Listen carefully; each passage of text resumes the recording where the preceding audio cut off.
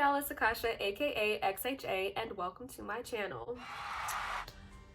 It's always a lot going on every time I come back. It's always something different. That's how you know it's been a long ass time.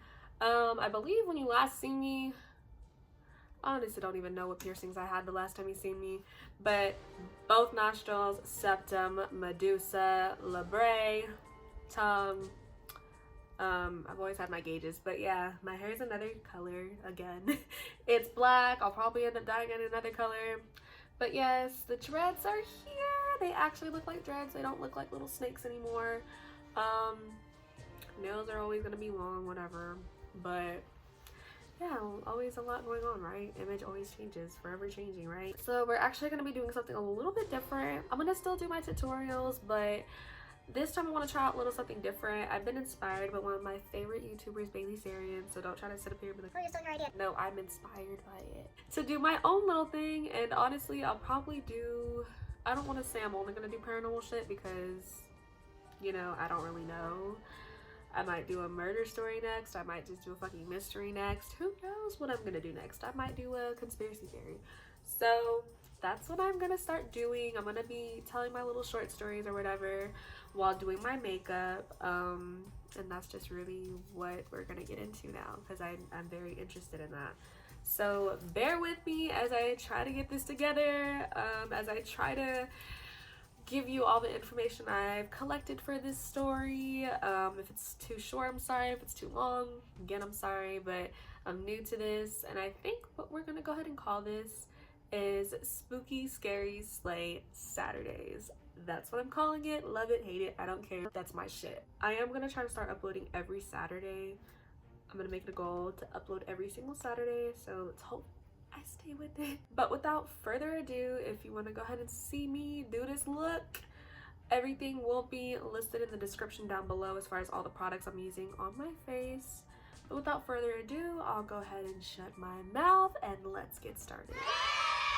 So today's story will be about Roland Doe. Have you heard of him? Yes, no, maybe so. Well, if you haven't, he is the reason why the first movie of The Exorcism actually came out in 1979.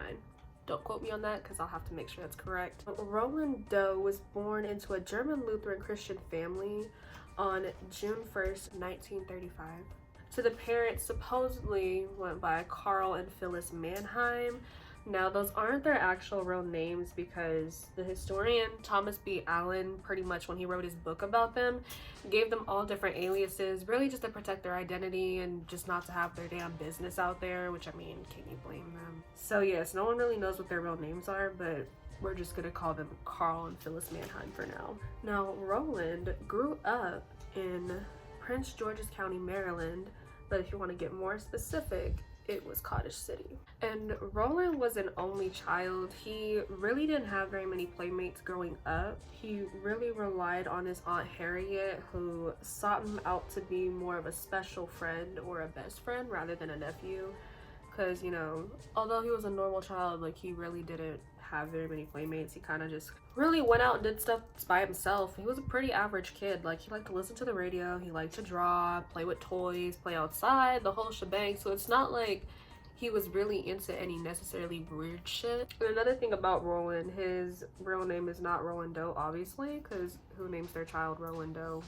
It's believed that his real name is either Ronald Hunkler or Ronald Mannheim, or even Robbie Mannheim, but honestly, no one really knows what his real name is because they hid his name over the years to protect his identity, which I'm not gonna pry into his business because obviously they changed his name because they don't want nobody in their damn business. They don't want nobody to know who he is, so we just gonna leave it at that.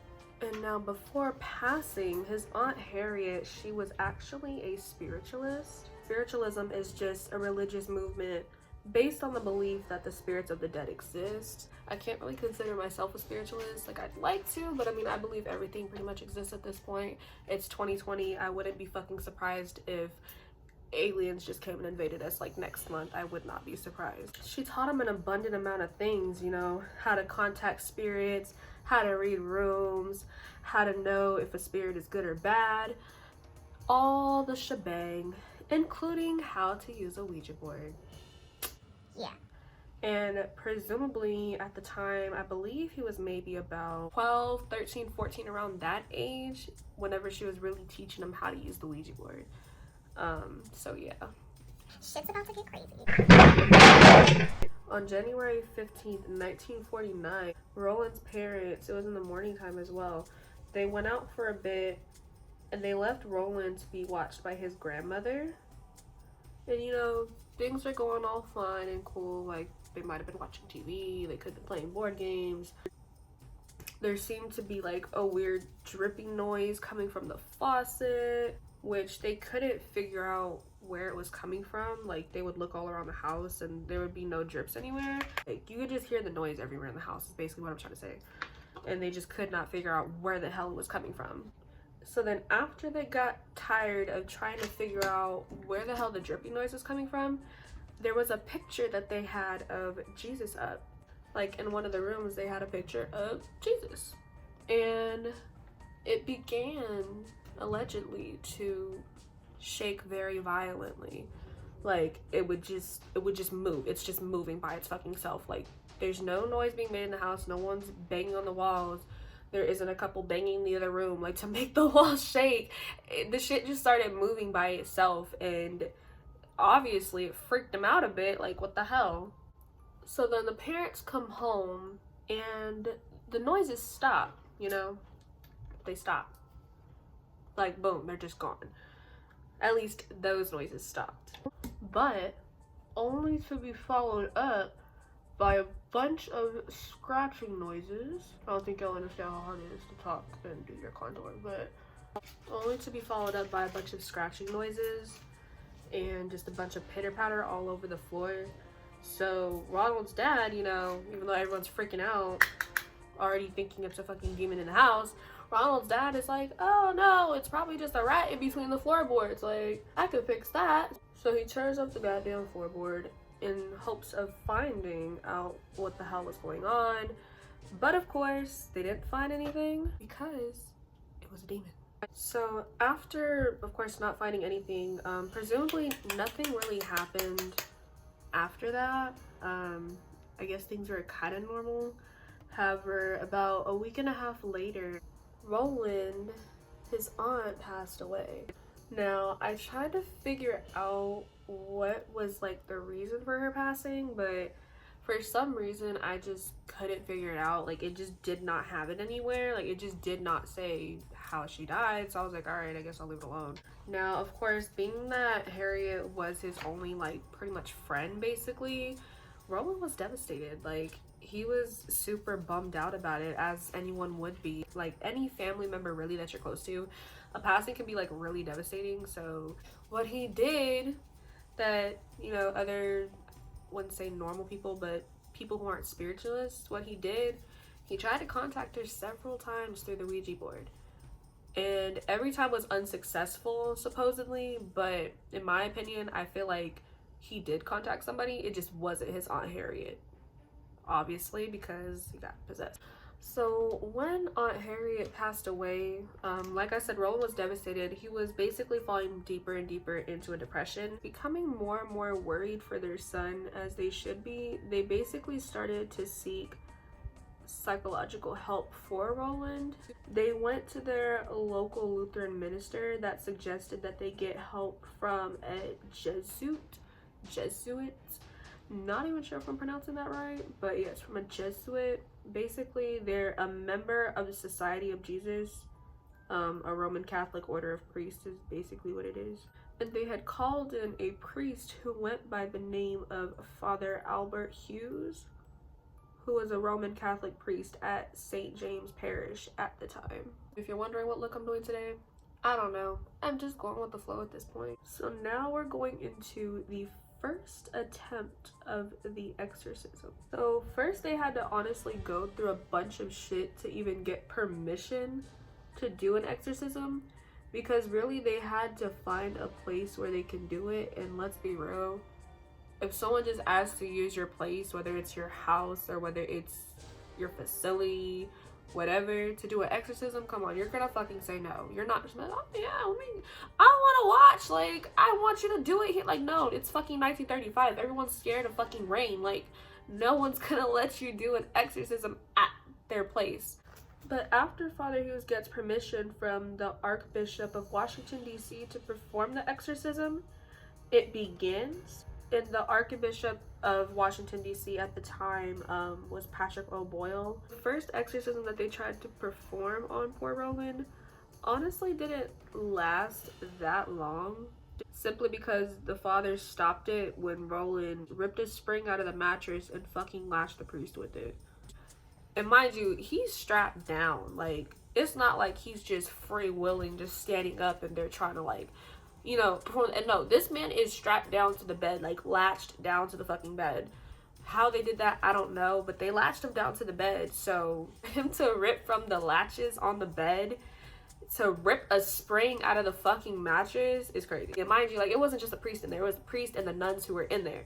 Like, if I was one of the nuns, I'd be like, oh, fuck that shit, I'm out. Like, I would have left. I would have not have stayed there. So once they got done performing the first exorcism, obviously it wasn't successful, but a few days had went past and red scratches began to form on Roland, and it would form the words like Louis, which somehow the family indicated that that was a sign for them to take him back to St. Louis to perform the exorcism. I don't know how they thought of that, but that was just like a sign to them, like, oh shit, we need to take him back to St. Louis so we can actually get this together and do this right. So it was actually a cousin who attended St. Louis University. He got permission from the president of the university, who was presumably at the time Paul C. Reinhardt. He was able to convince 2 Jesuits to perform an exorcism on Roland. And those 2 Jesuits were William S. Bowdern and Walter H. Halloran. Just for kicks and giggles, for some like little common knowledge on the Jesuits, William S. Bowdern, he was born on February 13th, 1897, and he was a Catholic priest of the Society of Jesus in St. Louis, Missouri. And he did pass on April 25th, 1983. He was 86 years old. Walter H. Halloran, he was born on September 21st, and he died March 1st, 2005. He was actually diagnosed with cancer back in 2003, and he just unfortunately passed away in 2005. Now, falling into the actual exorcism taking place, it took place in early March of 1949. And the house that it took place was actually on Roanoke Drive. During the exorcism, the Jesuits noticed like weird markings on his body, kind of like the saint, like really just not even words, but just really weird markings on his body. And the mattress, of course, was shaking very violently. This also happened during the first failed attempt of the exorcism. The mattress was moving extremely violently, as one could predict during an exorcism, and there's just like really weird markings all over his body. And according to reports, there was a pattern change in Roland's behavior. He supposedly would be, you know, nice and tame during the day, but at night, they said he turned into a rambunctious beast in the night after getting comfy and cozy in bed. Meaning he would have like wild outbursts, he'd be screaming, just like losing his shit basically. Be a calm and nice little angel in daytime, and then when night comes, it's like all hell breaks loose. And after beginning the exorcism, they said it was like Roland basically went into a trance, like, you know, like obviously he wasn't himself, so he would go into like a really deep trance, and they said he would say things in a guttural voice, basically like in a really deep voice, like, you know how like if you watch those exorcism movies and they're just like like saying shit in a guttural voice, like in a really deep voice, kind of like growling almost, like, and he would fling shit across the room basically. And mind you, this exorcism probably should have looked up the exact amount of days that it went on for, but this wasn't just like some ordinary exorcism that just like went on for like a couple nights and then boom, it's over. Like, no, this went on for like days. Basically every day of the exorcism, or not day but necessarily night, they would see weird scratches on Roland's body. One of them was in the shape of a pitchfork, and it would travel from his thigh all the way down to his ankles in the shape of a pitchfork, and they're like red scratches on his body. They also said that there would be red scratches on his chest, or one huge one. It would be in the shape of an X, and they presumed or believed that it stood for the number of demons that possessed Roland at the time. So the letter X, or X in Roman numerals, represents the number 10. So they kind of figured, okay, this means this is the number of demons that are possessing this man right now. Now, after repeated failed attempts throughout the exorcism, i.e. like Holy Communion, the Litany of Saints, they were low-key losing hope, honestly. Of course, the priest didn't want to give up until, because he was determined to get this demon out of Roland. Which, is a good thing. Like, at least he was dedicated. Literally, it says one night, they were still doing the exorcism. I guess they're about to finish, and randomly Roland just started shouting, "Satan, I am Saint Michael. I command you to leave this body now." And it was reported that Roland's body went into multiple convulsions, spasms. So just this body was doing a whole bunch of random shit for a minute, and then finally he kind of got quiet and settled down. He kind of laid there kind of limp, whispered kind of how that happened. Now, after the exorcism, I'm gonna just do my lips real quick and then come back and finish, because it's not easy trying to apply lipstick and trying to talk. So give me one moment. All right, so now I'm back. I got my lips on, I got my lashes on. They're still drying, so bear with me. Back onto it. So after the exorcism, the priest, he actually wrote, he made a little diary and stuff. I think you might still be able to find it online. I didn't really look for it. I'm lazy, I'm sorry. But basically, he really wrote an evaluation of Roland, and really, to sum it up, he just said that he turned out to be a fine young man. He really turned out, after that last attempt, and Saint Michael came into his body and, said, "Satan, leave this body." He turned out fine. Allegedly, he turned out fine. And then Roland actually, he got married a few years later after the exorcism and everything. Can't find his wife's name because, can't even find his fucking real name. So, they still remain anonymous, whatever. But, I'm not going to pry into their business. Obviously, they want to stay anonymous for a reason. And after getting married and having children, mind you, he named his first son Michael. Aww. Some would say it's kind of cute. Some would kind of say it's kind of creepy, because it's why would you want memory of that? Me personally, I think that's kind of cool in a sense, because it's Saint Michael saved him. So, naming his son Michael, I think, in my opinion, it's kind of cool. And he actually moved back to the East Coast. It didn't really say where, if he moved back to Maryland, but he did move back to the East Coast. Supposedly, Roland apparently had no memory after the exorcism. He had little to no recollection of what happened after everything, arise. Could be a good thing, could be a bad thing. I guess it kind of, in a sense, could be a good thing, because it's you don't want memories or even nightmares coming back to haunt you of what the hell happened during those, nights that you had to go through that shit. So really, a lot of information comes from secondary sources. So not really Roland himself, but more the priests or the Jesuits, or, most of the information comes from them. It's not coming from Roland himself, because he can't remember anything that happened. Which leads me into my final segment. This entire story, true story, allegedly, is the reason why the first Exorcist movie that came out in 1973 came to be. They pitched the idea from discovering the books at St. Louis University. So, reading up on the books, they pitched the idea hey, why don't we make this shit into a movie? As well as the Jesuits, before they passed, of course, Halloran and Bowdern, they shared their stories as well, their experiences from the exorcism. They share their experiences, opinions, whatever information they have from the experience, they share that as well. And the novel written by Peter Blatty is also based off of Roland's possession. So that's where all the sources came from. That's where all the ideas came from. to make the movie in 1973 that came out. And that concludes everything. I hope you guys enjoyed it. I hope it wasn't too short or even too long. I hope I made everything make sense to the best of my ability. Stay tuned. Don't forget to hit that like and subscribe button. Even leave a comment, feedback, whatever. Show your girl some love. I'm trying to get back into doing this more consistently. I promise this time I'm here to stay. Come run me over with a bus if I don't. That's all I have to say. See you guys for the next one. Bye. I done tried to fix you so many times.